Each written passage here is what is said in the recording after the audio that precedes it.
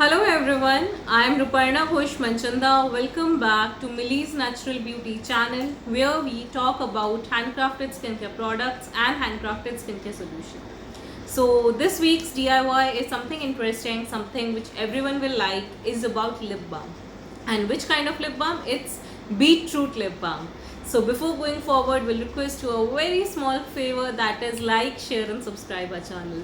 So in this beetroot lip balm, we will be using just 4 ingredients, and those 4 ingredients are beetroot powder, shea butter, coconut oil and nothing but your vitamin E oil.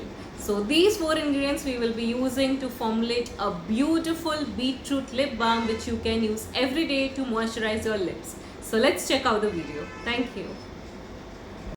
For beetroot lip balm, we will first take 2 spoons of beetroot powder. You can take it from any store available in the market.